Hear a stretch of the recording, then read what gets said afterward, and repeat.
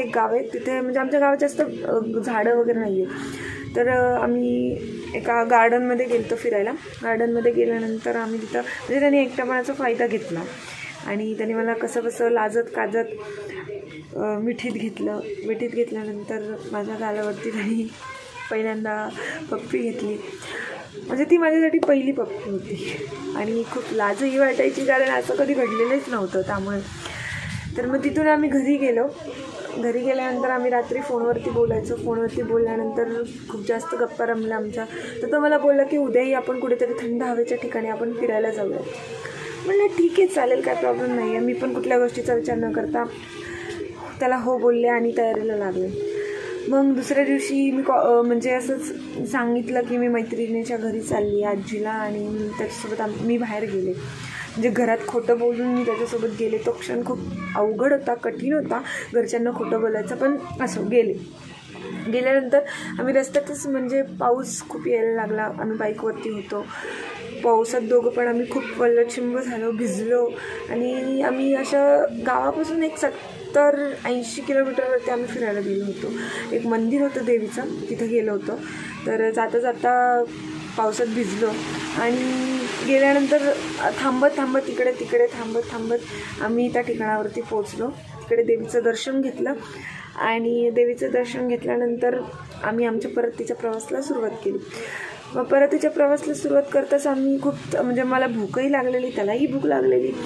तर तो मला बोलला की इथेच जवळ माझ्या एका मित्राचं हॉटेल आहे, आपण तिकडे जाऊया, तिकडे जेवण करूया.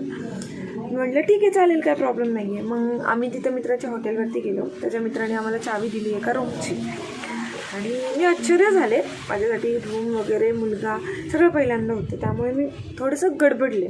मग मी त्याला विचारलं का, तर तो म्हटलं अगं फ्रेश होऊयात, जेवण करूयात आणि मग आपण निघूया. म्हटलं ठीक आहे.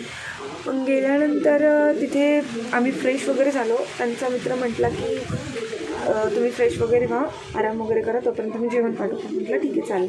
मग आम्ही जेवण वगैरे केलं. मग थोडंसं कपडे वगैरे माझे सगळे ओले होते. तो मला बोलला की तुझे कपडे ओले आहेत तर चेंज करून घे, नाही तर तुला सर्दी होईल, थंडी वाजेल. आणि मला खूप जास्त थंडी वाजते, मला थंडी सहन होत नाही. तर मग मी त्याला बोलले काहीतरीच चावटपणा नाही का, मला लाज वाटत होती. तो असा बोलला की कपडे चेंज करून घे, ओले आहेत, सर्दी होईल. ही एक प्रकारची काळजी होती, ठीक आहे, मला मान्य. पण कपडे काढून हे खूप, म्हणजे असं मला लाजल्यासारखं होतं. त्यामुळे मी त्याला बोलले की काहीतरीच काय नाही का. तर मग तो येऊन माझ्या बाजूला बेडवरती बसला आणि बेडवरती बसल्यानंतर त्यांनी मला हळूच मिठीत घेतलं आणि माझ्या लिप्सवरती लिप्स ठेवून मला किस करायचं चालू केलं.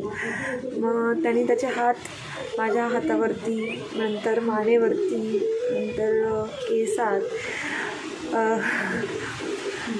म्हणजे तो क्षण खूप असा वेगळा होता आणि मी त्याचा हात धरून मी त्याला थांबवण्याचाही प्रयत्न केला. पण त्यांनी माझं कुठली गोष्ट न ऐकता त्यांनी तो त्याचंच करत राहिला.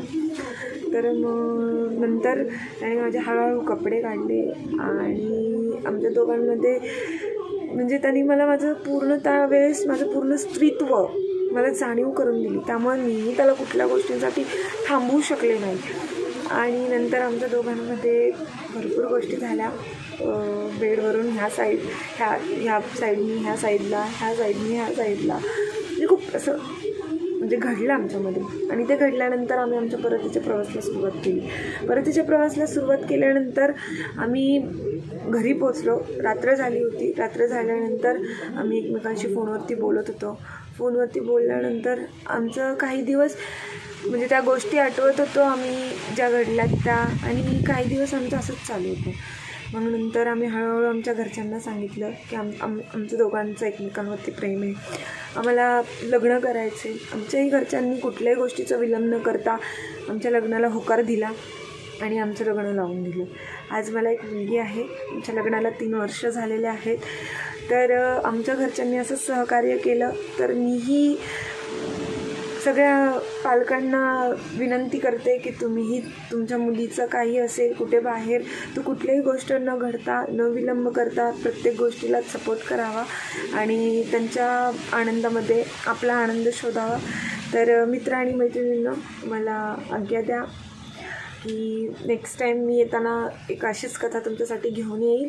आणि माझी कथा आवडली असेल तर माझ्या चॅनलला आमच्या सबस्क्राईब करा, लाईक करा, शेअर करा. आणि मित्रमैत्रिणींनो, धन्यवाद.